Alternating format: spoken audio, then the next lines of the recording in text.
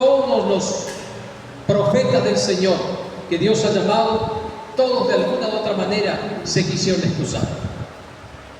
Moisés lo quiso hacer, cada quien tenía su problema, su realidad. Jeremías dice la palabra que cuando Dios lo llamó, él dijo: ay Señor, soy demasiado joven. Jeremías era adolescente cuando Dios lo llamó. Jeremías nos dice la Escritura que, ¿sabe cuál era el problema de Jeremías? Dice la Escritura que él era hijo de sacerdotes. El sacerdocio en ese tiempo del Antiguo Testamento era hereditario. Esto lo expliqué varias veces, pero insisto en la idea. Y perdónenme si soy reiterativo.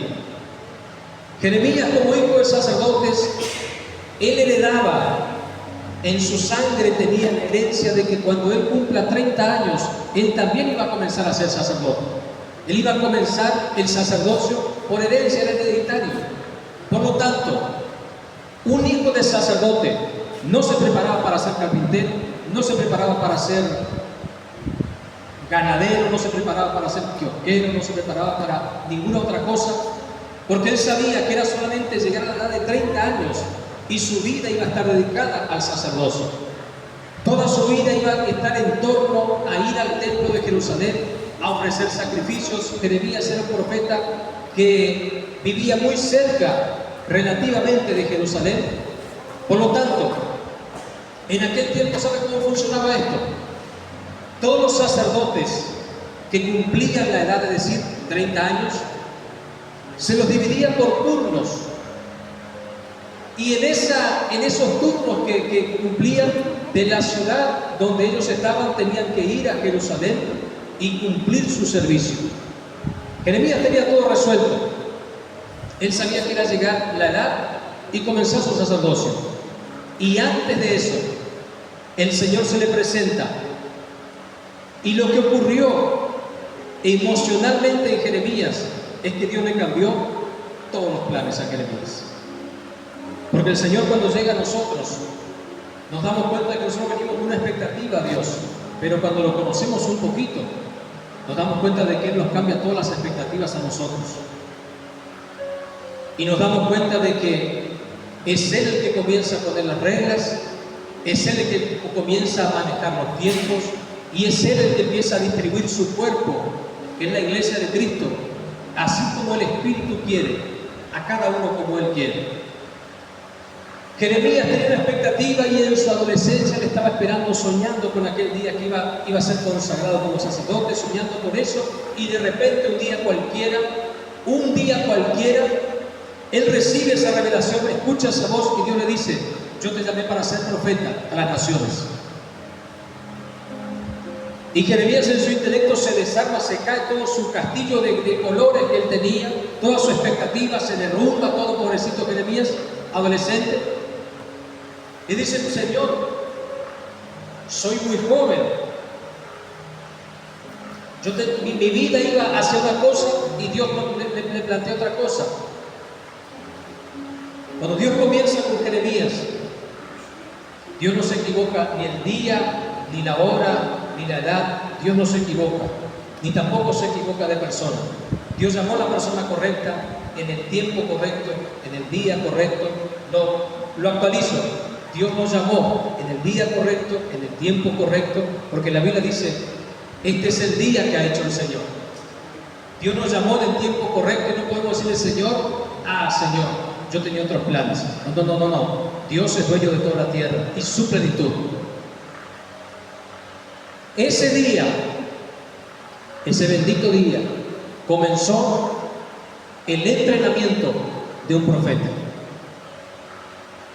Y el entrenamiento de un profeta comienza cuando Dios derrumba todas las excusas que tengamos en mente o imaginemos o se nos ocurra para decirle al Señor. Todo el llamado comienza cuando nuestras excusas se subordinan a la autoridad del que nos está hablando. La Biblia dice: el Señor sigue su entrenamiento. Dios le muestra una visión a Jeremías y Dios le dice a Jeremías: yo te voy a levantar, te llamé para arrancar, para plantar, para derribar, para edificar. Primera lección al profeta Jeremías, que una palabra profética no es como la universidad, no es UNAM, no es la Facultad de Ciencias Humanas, no es la Facultad de Ciencias Económicas, no es un lugar donde yo voy sumando a mi intelecto información. No es que yo vengo y aprendo de él, aprendo su palabra y voy sumando. No. Lo profético no funciona así. Lo profético quita una cosa y establece otra. Lo profético renueva nuestro entendimiento. Lo profético quita lo viejo y trae algo nuevo, algo fresco del Señor. Por eso el Señor le decía a Jeremías: yo te llamé para arrancar y para plantar. Eso es lo profético. Arrancar la mentalidad de una generación e implantar una mentalidad nueva. No sumar más información, ¿no? No decir, yo en el año 1700 no sé cuánto cuando me convertí, yo aprendí así, y en el año 1900 no sé cuánto, asá, y yo ahora así, pero yo, pasa que yo, no. El Señor tiene que renovar nuestro entendimiento, porque si hay algo que se actualiza, son las tinieblas. Si hay algo que se actualiza segundo a segundo, son las tinieblas. Y muchas veces, lo digo así como suena, ¿no? Muchas veces el Evangelio queda con un mensaje rancio y las tinieblas ya están actualizando un montón. Y después decimos, ¿qué le pasa a nuestra generación? ¿Qué le pasa a nuestros jóvenes? ¿Qué le pasa a nuestros niños? Las tinieblas volaron. Y la iglesia se quedó en lo rancio de las excusas, del a mí no me parece, del yo aprendí así en el año 1700 no sé cuánto, del será Señor, del no soy un niño, no esto, no aquello. Y las tinieblas vienen como tormenta, como inundación, sin tener misericordia de jóvenes, de niños, de la familia, de las generaciones. No nos podemos detener en la primera lección de Jeremías, las excusas. Porque lo primero que Dios tiene que erradicar de nosotros son las excusas. Porque delante del dueño de toda la tierra no hay excusa que valga. Es solo leer las Escrituras y darnos cuenta. Yo soy tardo para hablar, que a mí qué me importa eso tardo para hablar. Moisés. ¿Con quién crees que estás hablando, Moisés? ¿Sabe quién cambió la vida de Moisés? Esto es para otro mensaje, pero igual se lo tiro porque es simpático. Una cabra cambió la vida de Moisés. Y no era su cabra, la cabra era su suegro. Porque la Biblia dice que él tenía sus cabras y una cabra estaba media loca y la cabra empezó a agarrar para allá y Moisés estaba con la cabra y él iba con la cabra y la cabra agarró para allá, la cabra agarró para allá y cuando levantó la vista había una salsa ardiente y el resto es historia. Tenemos que prestar atención, porque a veces Dios usa cabras para cambiar la vida. Tenemos que prestar atención, porque 2 más 2 no es 4 en Cristo. Tenemos que prestar atención. No sea cosa que haya un peligro inminente y nosotros estamos enredados. Había un peligro inminente para Jerusalén. Jeremías profetizó 100 años después de Isaías. Isaías se levantó como profeta. Isaías libró a su generación de este mismo enemigo que venía por Jerusalén. Isaías se levantó y comenzó a profetizar, y su generación era más sensible a la voz del Espíritu. Hicieron caso a Jeremías y su generación se libró. Pero 100 años después, el peligro era inminente. Por eso Dios llama a Jeremías y le dice: ¿qué estás viendo, Jeremías? Ve una rama de almendro. Ese entrenamiento es papá con el niño. Es enseñarle a andar en bicicleta al niño. ¿Usted se acuerda de eso, no? Es enseñarle a caminar al bebé. Dios se sienta con Jeremías y le dice: Jeremías, ¿qué estás viendo, Jeremías?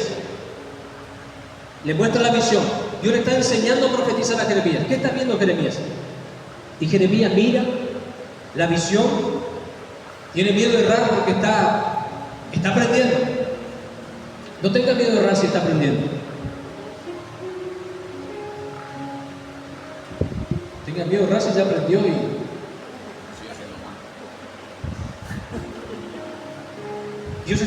Jeremías está viendo la visión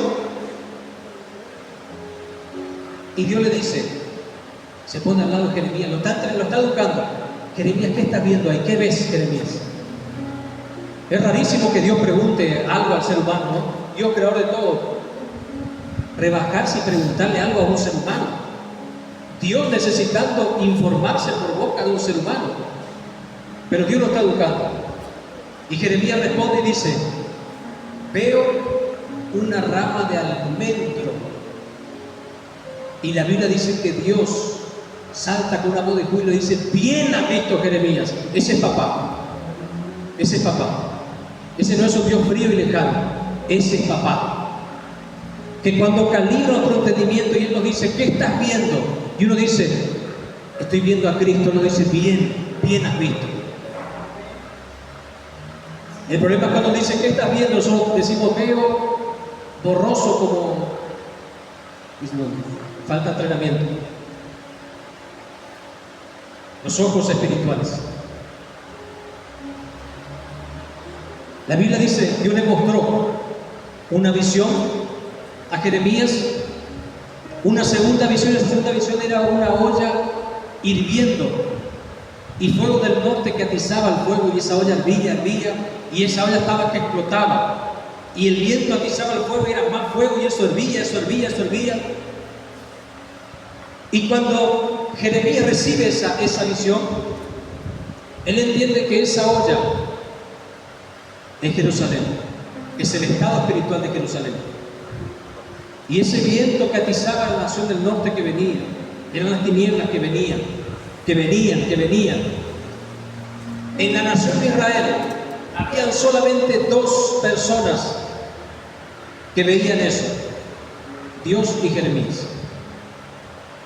Todos los demás salían a hacer sus compras, atendían sus cosas, iban de acá para allá. Nadie sentía el viento inminente de las tinieblas que estaban atizando una nación, atizando esa nación con idolatría, con falsos profetas. Después, si uno lee todo lo que es el libro de Jeremías, es tremendo, con falsedades. Ya no se hablaba verdad, el templo estaba corrompido, la nación de Israel estaba desviada y nadie veía, todos salían en su mundo. ¿Sabe que esa es la condición actual de este mundo? ¿Sabe que esa es exactamente la condición actual de este mundo?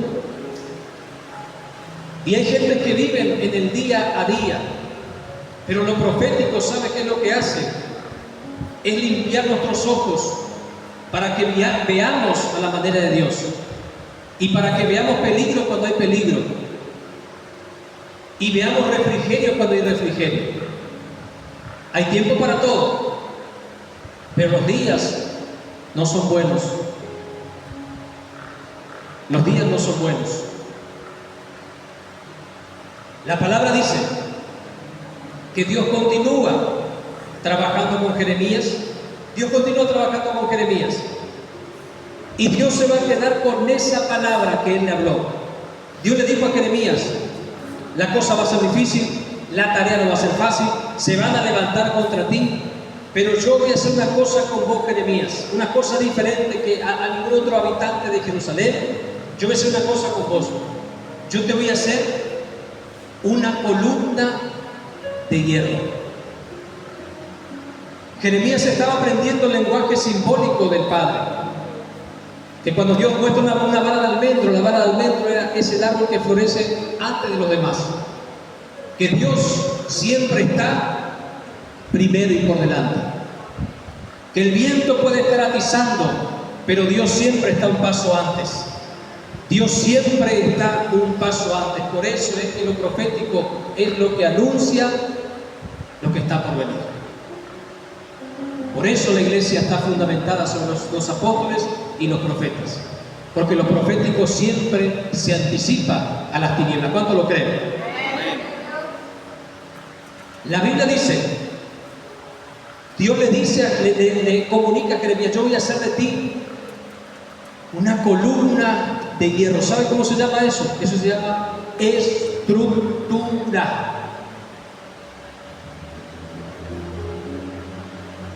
¿En qué capítulo de Jeremías Dios le dice, clama a mí, yo te responderé, te voy a mostrar cosas grandes y tremendas y ocultos. ¿En qué capítulo? Súper conocido. 33, verso 3, un clásico. Recién en el capítulo 33 Dios le dice a Jeremías y lo habilita a decir, bueno, ahora vamos con los misterios. Todo antes fue puro entrenamiento. No podemos pretender Jeremías capítulo 33 verso 3 sin antes pasar por entrenamiento. No sé si se entiende. Señor, yo quiero misterios, yo quiero fuego, yo quiero los dones, yo quiero. No, papá, no. Tranquilo. Antes tiene que Dios producir estructura. Porque lo profético tiene su propio peso. Y Dios tenía que producir estructura en Jeremías para que soporte el peso de lo que él iba a hacer en todas las naciones. Porque Jeremías no era un profeta local, no era un profeta de domingo. Jeremías fue un profeta a las naciones. Jeremías tenía que desviar el curso de la historia a través de un mensaje profético. Cuando Dios le dice a Jeremías, yo te voy a hacer una columna de hierro. Miren, no es lo mismo un horcón de madera, ni siquiera lo mismo decir, vamos a hacer una columna, vamos a ponerle, qué sé yo, hierro del 12 y una zapata de 80 por 80, hierro del 12, estribos del 8, una buena 40 por 40, una buena columna. Ni siquiera eso se asemejaba a lo que Dios iba a hacer con Jeremías. Yo le digo a Jeremías, te voy a hacer una columna de hierro. Porque lo que iba a tener el peso que iba a tener que soportar Jeremías era mucho. Y Dios sabe que si lo que vamos a soportar es pesado, Dios tiene que producir en nosotros estructura. Los grandes errores y despistes que hay del Evangelio muchas veces son por apurarse y poner un saco que queda pesado y que aplasta, porque no hay estructura. Y la culpa de eso, el primer culpable de eso, ¿quién es? Dios. Y Dios no tiene la culpa. Por eso Dios toma a Jeremías y lo educa. ¿Sabe lo que están haciendo los procesos? Se lo traduzco un poco. El proceso está produciendo estructura en nosotros. Por eso Pablo dice, esta leve tribulación momentánea produce en nosotros un cada vez más excelente y eterno peso de gloria. Porque cuando Dios nos da peso de gloria, ¿a través de qué cosa? Las tribulaciones, o lo que Dios llama entrenamiento, nos dan peso de gloria para que cuando soltemos una palabra, esa palabra quite lo plantado y establezca una palabra de vida en los ambientes, esa palabra derribe y esa palabra edifique, porque esto es cuestión de cambiar la tiniebla por la luz, la muerte por la vida, el diablo por Cristo, la simiente de la serpiente por la simiente de la mujer que es Cristo Jesús. Lo profético viene a remover algo y traer otra cosa. Lo profético viene a cambiar los ambientes de nuestra casa, de nuestra generación. Por eso es que no podemos contaminar y corromper nosotros mismos lo que Dios está intentando cambiar. Por eso el apóstol Pablo dice, si yo vuelvo a edificar aquellas cosas que derribé, transgresor me hago. Y hay una diferencia entre el pecador y el transgresor. El pecador peca, pero el transgresor peca con los ojos abiertos, sabiendo que está mal. Esa es la diferencia entre el transgresor y el pecador. ¿Podemos pecar? La Biblia dice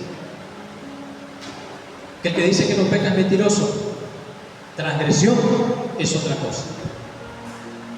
La Biblia dice que continúa este proceso. Dios comienza a producir en Jeremías estructura. Pronto, Jeremías, miren lo que dice el capítulo 2, versículo 1, miren lo que dice. Para ejemplificar, vino a mí palabra de Jehová diciendo. Dios está entrenando y le está enseñando a Jeremías cómo se hace para profetizar. Porque a veces pedimos, Señor, dame. Y cuando nos da, no sabemos qué hacer con lo que nos da. Él nos tiene que entrenar primero. Vino a mí palabra de Jehová diciendo, anda y clama a los oídos de Jerusalén diciendo, así dice Jehová. Dios le enseña a Jeremías a profetizar a esa generación. No era Isaías, no era Ezequiel, era Jeremías. Jeremías estaba delante de una generación difícil. Y Dios le dice a Jeremías, yo te voy a enseñar a profetizar, Jeremías. ¿Querés aprender, Jeremías? Quiero aprender. Yo te voy a enseñar. ¿Sabes cómo tenés que hacer? Sí. Anda. Y la Biblia dice, y clama. ¿Qué es clamar? Es decir, así dice el Señor. ¿Qué es clamar? ¿Sabe qué es clamar? Dios le dijo a Jeremías, anda y clamar a los oídos de Jerusalén. Es decir, esta Jerusalén, venga Jeremías, en la orejota así. Así dice el Señor. Eso es clamar a los oídos de Jerusalén. Para que esa palabra entre en la cabezota y los oídos pesados de Jerusalén. Porque no había otra forma. Dios le estaba enseñando la hermosa generación a la que él tenía que ir a ministrar. Pero Dios le había dicho, por eso Dios le dijo al principio, yo te voy a hacer con una de hierro. ¿Con una de hierro? ¿Con un horcón de madera? ¿O cómo viene la cosa? ¿De qué se trata esto? ¿Por qué con una de hierro? Porque lo que viene de Jeremías es pesado. Pero yo te voy a dar estructura para soportar. Amado, enamórese del proceso, enamórese de la escuela del Señor. Y no se enamore tanto de Jeremías 33:13, porque eso viene solo. Eso viene solo y a su tiempo. Enamórese del proceso. Enamórese de lo que le da peso de gloria, porque la estructura es lo que le va a sostener en el día malo. La estructura es lo que le va a dar peso a su palabra para quitar y establecer la vida de Cristo en su casa, en su hogar, a su familia, para poder clamar a los oídos de gente dormida y que la gente se despierte. Eso no lo hace la teología, la escuela, la facultad. Eso lo hace la estructura que Dios da. Por eso es que nadie puede decir, Jeremías, yo hubiese hecho de otra manera, Jeremías. Mira cómo profetizó. Yo hubiese... Ponete la túnica de Jeremías. Parece fácil de afuera, ¿no? Esto parece fácil. Cualquiera predica un mensaje el domingo, ¿no? El tema es ponerse la túnica de Jeremías. A ver si no se empieza a desinflar.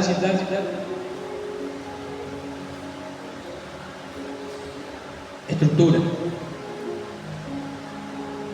Dice la palabra más adelante. Capítulo 15. Jeremías transcurrió y es un manjar el libro de Jeremías. ¿Saben que el libro de Jeremías es uno de los primeros libros que yo estudié de recién convertido? Salía todas las siestas con mi Biblia, me escondía en el patio y comía el profeta Jeremías. Era tan... Me identifico bastante con Jeremías.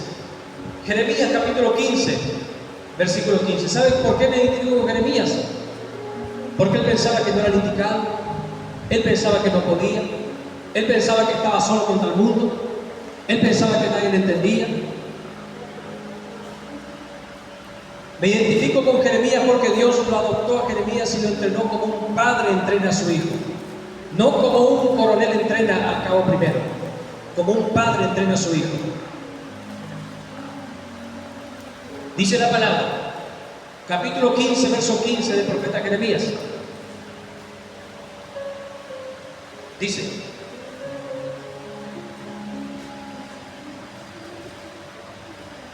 esto viene del versículo 10, lo leemos. No leemos el versículo 10, porque Hay un momento en que Jeremías atraviesa un pozo emocional, parte de la escuela. Somos seres humanos. Dios no utiliza robots, Dios utiliza seres humanos.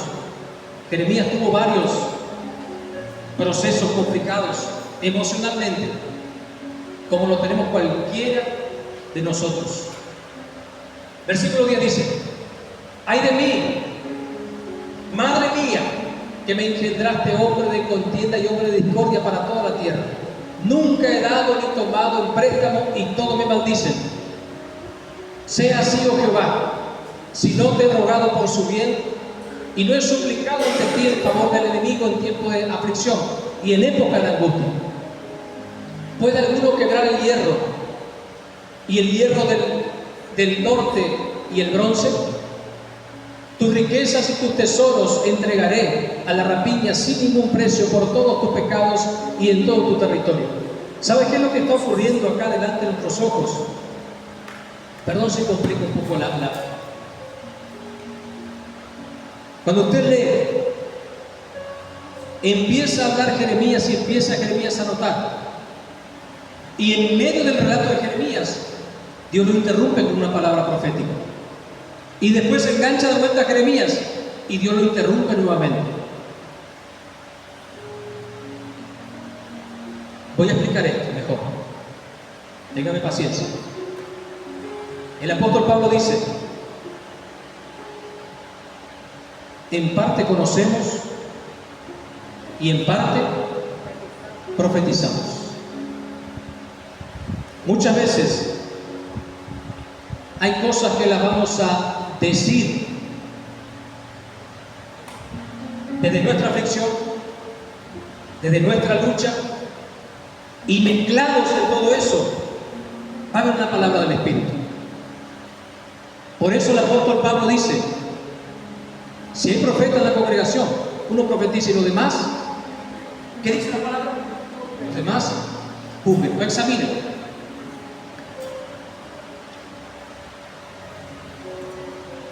Jeremías, Dios lo está entrenando, Dios lo está entrenando. Dios soltó palabra en medio de la queja de Jeremías. Y sigue, versículo siguiente, versículo 14. Y te haré servir a tus enemigos en tierra que no conoces. Ese era Dios hablando. Porque fuego se ha encendido en mi furor y arderá sobre vosotros. Tú lo sabes, oh Jehová. Ahí arrancó de vuelta aquí. Jeremías, qué cosa rara la Biblia, ¿no? Tú lo sabes, oh Jehová, acuérdate de mí y visítame y véngame de mis enemigos. No me reproches en la prolongación de tu enojo. Sabes que por amor de ti sufro afrenta.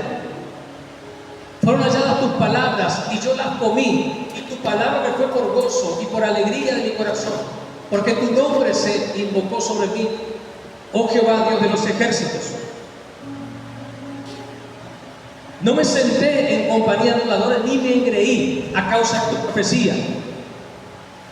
Enemigo número uno del profeta: orgullo. Me senté solo porque me llenaste de indignación, porque fue perpetuo mi dolor y mi herida desahuciada no admitió curación. Serás para mí como cosa ilusoria, como aguas que no son estables. Resumo y traduzco. Dios comienza a hablar con Jeremías, comienza a hablar con Dios y le dice: Señor, yo me porto bien, yo voy a los cultos, yo ofrendo, yo hago todo, no me senté con aquello, no fui por allá, comí tu palabra y fue gozo para mí. En otra palabra, he ido al culto y yo escucho, yo como. Y después le pregunta al Señor: entonces, ¿por qué me siento así de mal? ¿Acaso, Señor, vos no sos algo ilusorio como aguas que se mueven? Lo voy a poner así. ¿Sabe la pavada que le dijo Jeremías al Padre, a Dios? Dijo: Señor, hay algo que no me concuerda, porque tu palabra habla de algo grande, de un gozo espectacular, pero yo me siento tan mal. Tu palabra habla de una roca y yo a veces me siento que estoy sobre un barco que se está moviendo o no. Por eso yo me siento identificado con Jeremías, por eso lo digo al principio. A veces parece tan inestable. Y yo digo, Señor, ¿qué pasa? ¿Es una ilusión lo que la Biblia dice que estamos completos en Él? ¿Es una ilusión ese gozo, esa plenitud? ¿Dios es una ilusión? Y yo me porté bien, hice todo bien. Ahí vendría la versión moderna a decir, ¿qué te pasó, papito? ¿Tan mal psicológicamente, papito? Pobrecito, vení, Jeremías, tomate unas vacaciones. Te llevan unas vacaciones, tranquilo, papito. Pobrecito, pobrecito. Versículo siguiente. Por tanto, así dijo Jehová: si te conviertes, yo te restauraré, y delante de mí estarás. Y si entresacas lo precioso, lo vil, será como mi boca.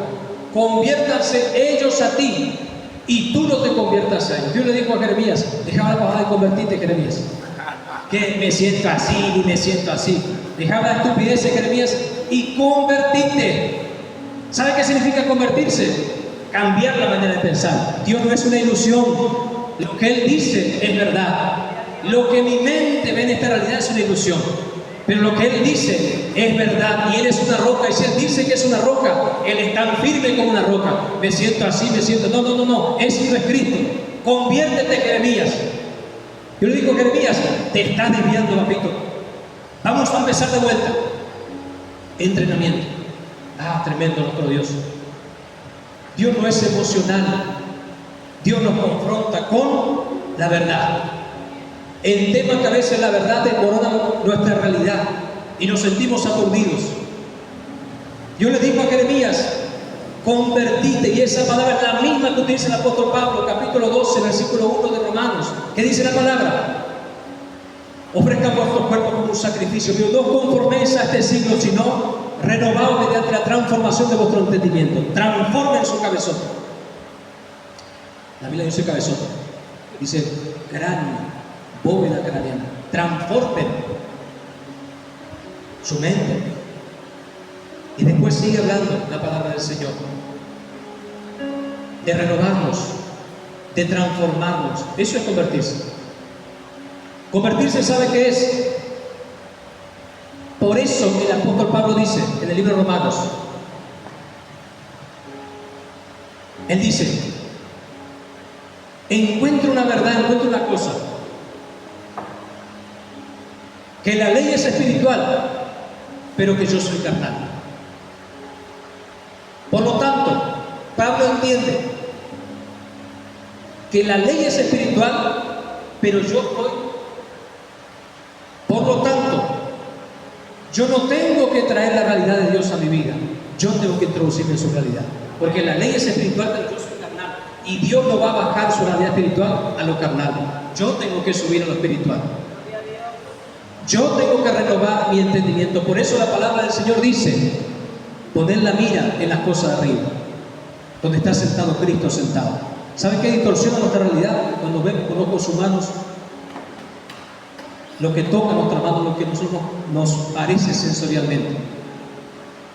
Yo le digo a Jeremías: está confundido, Jeremías. Es común, pasa. Está confundido. Y como Dios no tiene tiempo, porque el viento se atizaba cada vez más, yo le dice a Jeremías: convertite, Jeremías. ¿Sabe qué ocurrió en el tiempo de Jeremías? Hubo muchos momentos en los que él se sintió solo, se sintió mal, se sintió remando en dulce leche. Hola, ¿están acá, no? Vuelvo, insisto en lo mismo. Me siento tan identificado con Jeremías.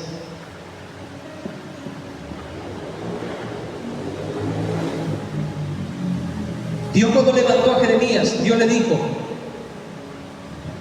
le dio un púlpito muy particular, Dios, a Jeremías. Dios le dijo: andar al templo de Jerusalén y profetizar en las escaleras del templo.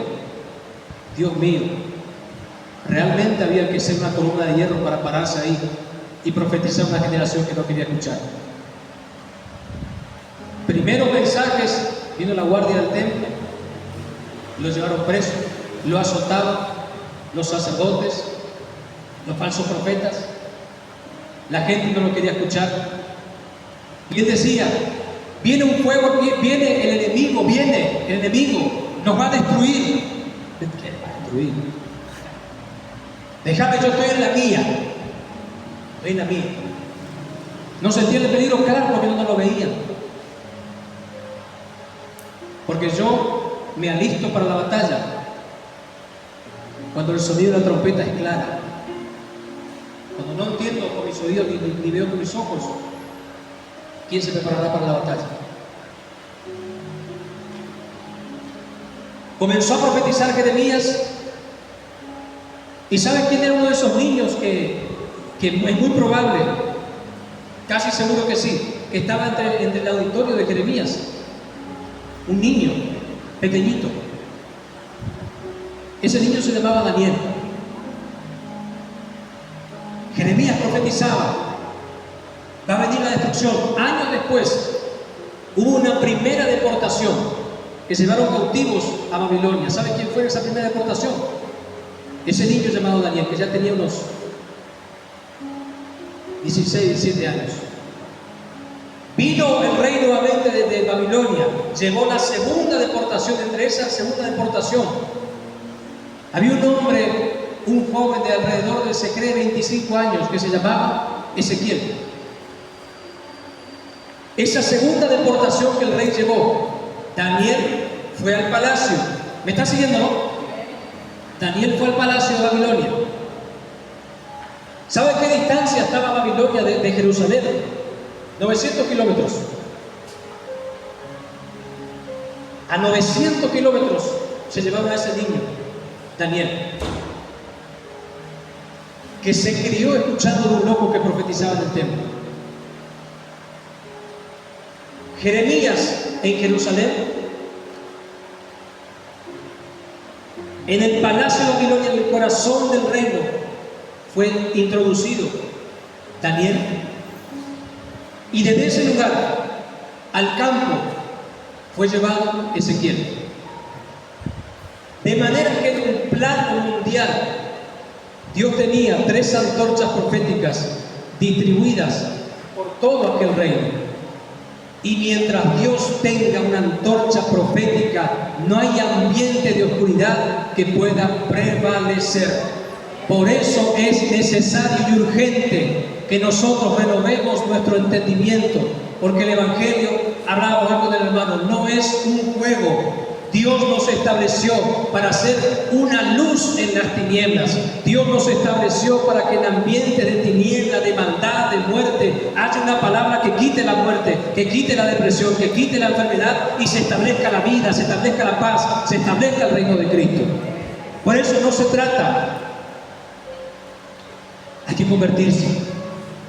Estoy haciendo, está bien, estamos ahí, pero hay que convertirse, porque esto es urgente. Esto es urgente. Me tengo que transformar yo a la realidad de Dios, no meter a Dios en mi realidad. Dice, Señor, Perdón si exagero, ¿no? Me pinta por el actor. Perdón. Yo soy así.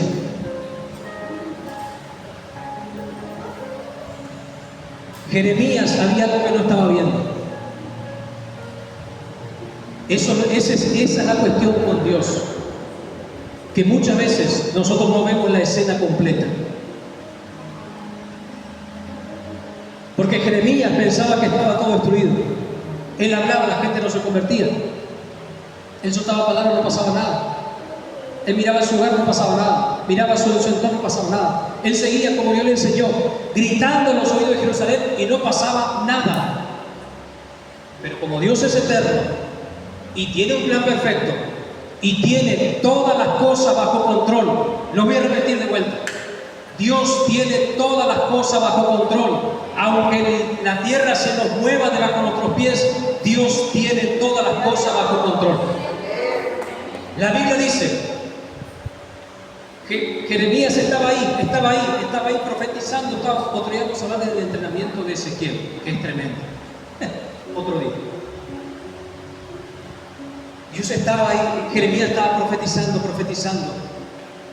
Y allá en el palacio, Dios estaba preparando a un joven llamado Daniel y lo estaba estableciendo. Nabucodonosor, rey de Babilonia, pensaba que él estaba apabullando al pueblo de Dios, y Dios estaba metiendo un profeta en el corazón de las tinieblas.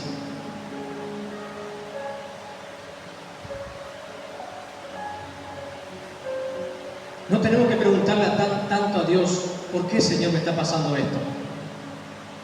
Porque tal vez es probable que Dios esté metiendo un profeta en el corazón de las tinieblas, y las cosas que estén pasando a tu alrededor son por causa de que Dios está entrenando un profeta, y Dios está colocando palabra de vida en un profeta. No nos mareemos, no perdamos el norte, no perdamos el rumbo, no nos enredemos en quejas y en argumentos cuando Dios nos dice: Jeremías, yo no soy de ilusión, yo no soy de pavada que está diciendo. Convertite, dale, vamos, que hay mucho por hacer. Las tinieblas no esperan. Las tinieblas vienen por los jóvenes, la droga viene por los jóvenes, la depresión viene por los adultos, por los niños. Los niños están siendo bombardeados en su mente con tecnología.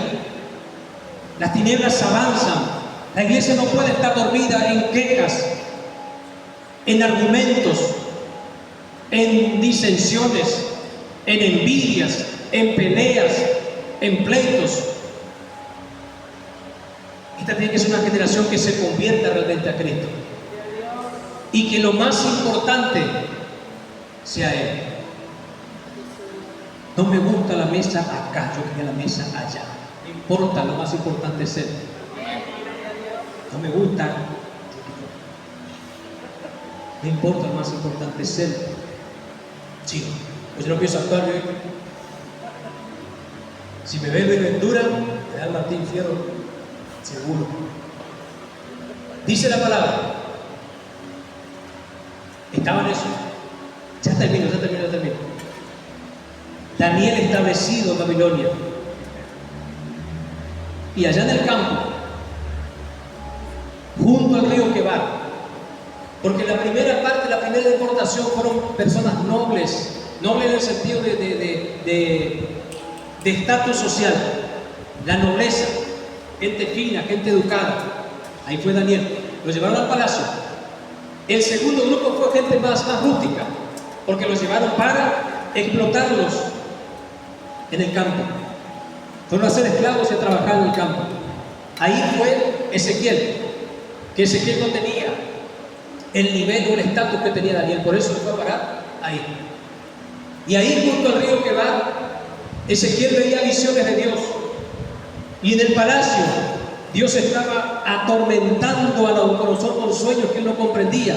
Le trajeron a Daniel, y Daniel profetizaba, y Ezequiel profetizaba, y Jeremías seguía profetizando, y ese triángulo que se armó, permítame graficarlo de esta manera, era palabra profética que traían luz en un tiempo de oscuridad.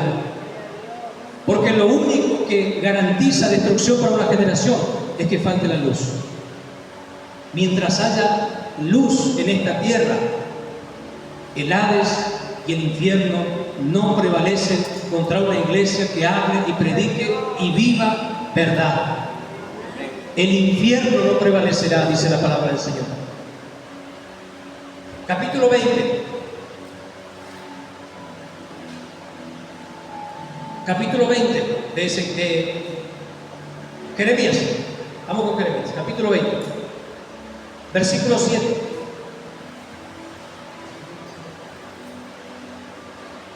Versículo 7.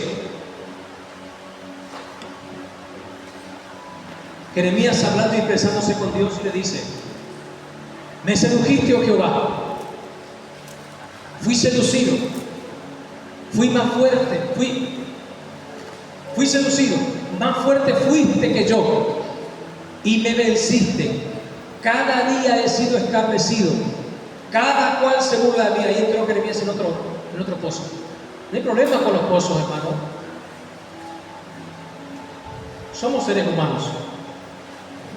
Porque cuántas veces hablo, doy voces, grito, violencia y destrucción, porque la palabra de Jehová me ha sido para afrenta y escarnio cada día. Y dije, no me acordaré más de él, ni hablaré más en su nombre. No obstante, había mi corazón como un fuego ardiente metido en mis huesos. Traté de sufrirlo y no pude. Jeremías entró en otra depre, en otro momento difícil. Y él dijo, tu palabra me escarnece, se levanta contra mí. Y yo dije y resolví, hasta acá llegué, Señor, no profetizo más. Y ahí dice la palabra que Jeremías empezó a sentir algo en su interior, algo que le ardía en su corazón, algo que le cosquilleaba. ¿Sabe dónde? No en su mente, no en su cuerpo, en su estructura. Porque él dice, en mis huesos, en lo profundo de mí, donde Dios estableció una columna de hierro. Si Dios lo hubiese hecho con Jeremías, Jeremías patinaba. Ahí hubiese sido el día que cayó Jeremías. Pero como Dios hizo una estructura dentro de él,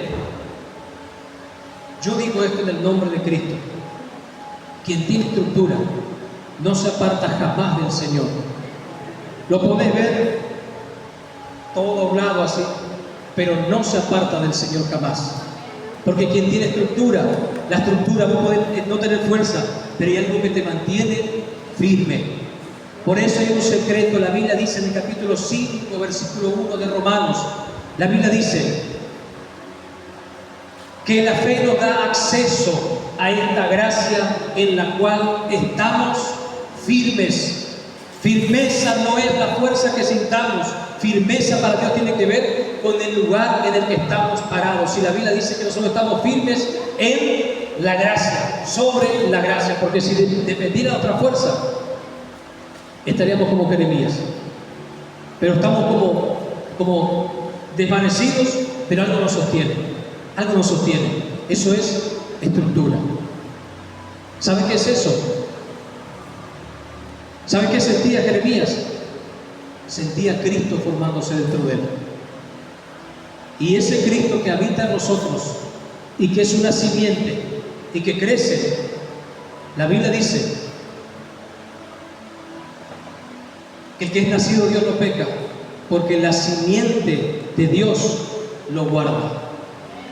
La simiente que está en nosotros nos sostiene, nos mantiene firmes. Esto no es una guerra con nuestra fuerza. Entendamos eso para servir a Cristo. No tengo fuerza. No quiero profetizar más. Dios lo tenía a Jeremías sostenido. Y mientras tenía sostenido acá a Jeremías, en el palacio tenía a Daniel.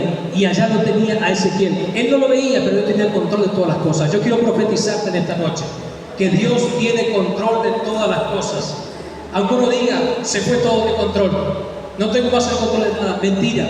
Dios tiene el control de todas las cosas. Dios no se equivoca en tiempo ni en espacio. Dios no se equivoca, su palabra es verdad. Él no es una ilusión. Él es una roca fiable, verdadera, que nos sostiene. Cuando sentimos toda esa turbulencia, Dios le dio la receta a Jeremías: conviértete. Vos estás bombardeado por lo que estás escuchando, Jeremías. No te conviertas vos a ellos, que ellos se conviertan a ti. Convertite vos primero y después que tu entorno. Es lo que dice el apóstol Pablo en Romanos, que no tenemos que adaptarnos nosotros al sistema. El sistema tiene que obedecer a Cristo y sujetarse a la iglesia de Cristo. Lo que nos rodea, el entorno, la mentira que sea, la realidad que quiera, las tinieblas mostrarnos, eso tiene que obedecer a la vida de Cristo que está en nosotros, no nosotros ajustarnos al tiempo que estamos viviendo. Por eso es que convertirse es cambiar nuestra manera de pensar, es dejar de pensar nosotros en modo yo y pensar con la mente de Cristo, en modo Cristo. Porque Jeremías lo veía con sus ojos, por eso él estaba deprimido. Pero Dios estaba viendo ese triángulo perfecto. En Babilonia, Dios tenía todo bajo control y el cielo miraba la perfección y Dios decía, wow, qué Dios sabio y tremendo, ¿no? Y el cielo miraba todo eso. 100 años antes Isaías hizo su trabajo profético, ahora vino el turno de Jeremías, 100 años después de Jeremías profetizó Zacarías y todo estaba distribuido por el Señor. Nada de lo que te aconteció en la vida fue ni casualidad ni accidente, nada, absolutamente nada, porque la Biblia dice, y yo creo su palabra, todas las cosas nos ayudan a bien a los que amamos al Señor y conforme a su propósito hemos sido llamados. El problema es cuando no amamos al Señor y no nos ajustamos a su propósito. Ahí es que las cosas que pasan, cuidado porque van a hacer daño. Pero si amamos al Señor y nos ajustamos a su propósito, todas las cosas que nos ocurren son para bien. La letra chica. Amado, póngase de pie, vamos a orar al Señor. Gloria al que vive, vamos a orar a Cristo.